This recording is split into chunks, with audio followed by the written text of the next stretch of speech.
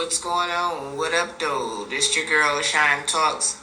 And before we get started, as always, hit that like button, hit that subscribe button, comment respectfully, and turn your notifications on so that, when I do whatever, post, go live, flyer, anything, you'll get notified and you can either watch it later, like it, whatever.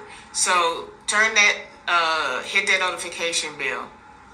So today, what I'm going to talk about is triggering to some, but it is showing also that we need to check on our loved ones. Like, seriously, we really, really, really need to check on our loved ones because we don't know what somebody is going through. We don't know what somebody is thinking about doing. We don't know what someone has already done. So if it's somebody that you are relatively close to and you don't hear from them for a while, or when you do hear from them, they sound a little off, like, take a few extra minutes and kind of ask, like, hey, what's going on? You okay? Because like I said, you just never know what's going on or what's going through someone's head. So this story is another one out of Detroit. Yes, I do talk about a lot of stuff Detroit because I was born and raised in Detroit, 313. But with this story, it actually comes to where I am, which is Georgia. So we're going to get into this story about a mother who buried her son in the backyard. I'm going to let you listen to the news coverage of what actually happened, so I'm not going to say too much right now. But she then left Detroit and came to Georgia and then got arrested again. Well, not again, but got arrested here. But all of this unfolded at the same time. So listen to this news broadcast and we'll jump back into it in a minute.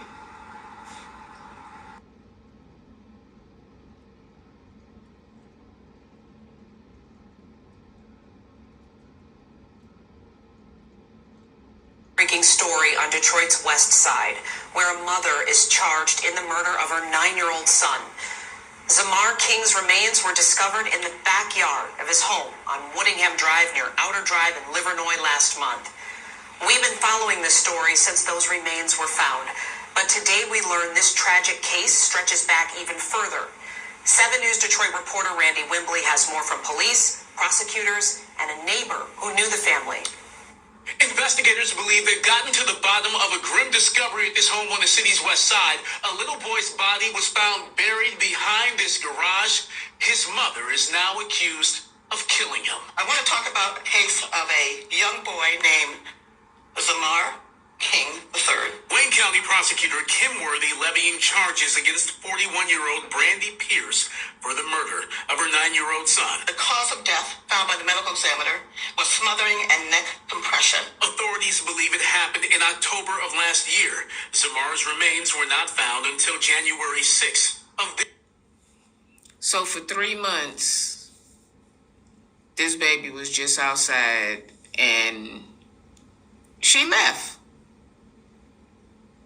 Of this year, buried behind a garage at the rental home on Woodingham, where Pierce lived with Zamar and her other son, said to be 3 years old. It's alleged that she purchased a shovel. She bound him by tying his hands and feet together and dug a hole in the background of the house on Whittingham, where she had been living for a short time. Sources tell me Pierce moved into the house in early September of 2024. It's sad though. It's really sad that that happened. One neighbor who did not want to be identified recalled an encounter with Pierce back in early November. She knew something was wrong. It was a month after authorities say Zamar was murdered. As a woman, I'm looking. I'm like, "Are you okay?" She's like, "Yeah." And then she would stand there, and then she would walk back. She'd stand there, walk back. So maybe something was wrong with her. I don't know, or maybe she was dealing with the issue of what she did. Sources. I guess my thing is, if that's how you felt and you had this inkling of a feeling, why didn't you say something? Hey girl, come over here, or something. Like, we gotta watch our people, family or neighbor. Sources tell me the landlord went to the home to do some maintenance 2 days before Thanksgiving and found the home vacant.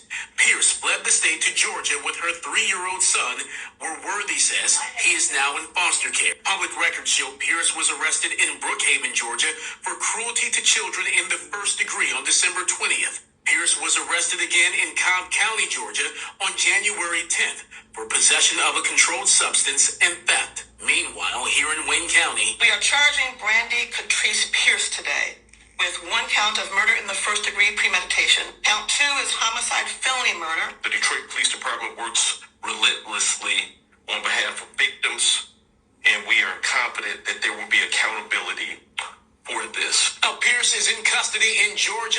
Investigators are working to get her extradited back here to Wayne County, where she will face those murder charges. Okay, so remember I said that this was a Detroit, Georgia situation. So after she murdered her son, she then brought her 3-year-old son here to Georgia. So now we get ready to see the news from Georgia on this same mother. We're learning more about a mother accused of killing her child and hiding here in Metro Atlanta. Brandy Pierce is facing charges from Detroit, Michigan to Atlanta. Yeah, Fox 5's Kevin Stewart is live at the Cobb County Jail with the local twist. Kevin? Yeah, Pierce is still here at the Cobb County Jail awaiting extradition, but her legal troubles in Metro Atlanta actually began in DeKalb County. Back on December 20th, someone told a security officer who then told Brookhaven police a little boy was alone in a locked SUV in Northeast Plaza. He was completely nude. A 3-year-old with feces in the back seat. The vehicle was not running. That particular day, the temperatures were in the mid to low 40s. Police say the child's mother, Brandy Pierce, eventually walked out of a plasma donation center. There appeared to be an air mattress inside of the car, and the mother did claim that she was in between homes, had just moved from out of state and was trying to get back up on her feet. But according to authorities in Detroit, Pierce came here in November to avoid justice. They saw the foot sticking out of the ground, and it went from there. That January discovery in Detroit was the beginning of the unraveling of the murder of 9-year-old Zamar King, killed in October.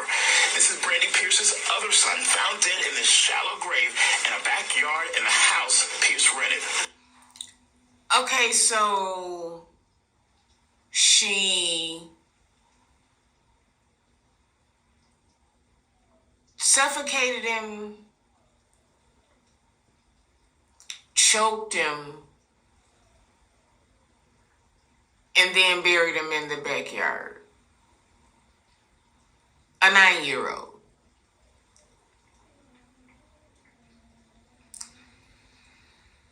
I just don't understand. I don't. Like, please, if somebody feeling like this, get some help, say something, send your kids over somebody's house or something. Let's finish. Authorities Authorities in Michigan have charged Pierce with murder, child abuse, and concealing a death. Her other child is still here in de facto custody. After bonding out of DeKalb County Jail on child cruelty charges, Cobb County arrested her at Cumberland Mall on possession of a controlled substance and theft by deception charges. We have been in contact with the agencies that are in Detroit, so we've been working with them this week to try and get them. So I'm not in the business of talking about people, but she doesn't look stable. She doesn't look like she looks like something is wrong. Like, she looks so bad, they should have said something or called somebody at the plasma center. But let's listen. Pierce is being held here at the Cobb County Jail on a $15,000 bond. Officials in Michigan are working on getting her extradited back there so she can face those charges related to the death of her 9-year-old son. Yeah. Check on your people. Like, really, really check on your people. I know we don't like to get into people's business and stuff like that, but the neighbor said it seemed off, and she asked her if she was okay, and she said yeah. But if you still felt a certain kind of way, you should have been like, are you sure? Like, you want to come in? You want to talk? Like, this could have been before, and she was thinking it. Or it could have been after she choked him, and, oh, my hands is ashy. And he was still in the house. Like, 911 could have been called. He could have been saved. I mean, it could have prevented her from then coming to Georgia with a 3-year-old to get arrested for first-degree cruelty. He was left in a car with boo-boo on the seat. Like 3 years old. Who knows how long? And then you get arrested again with the baby for possession of drugs. On top of, you're in a stolen vehicle.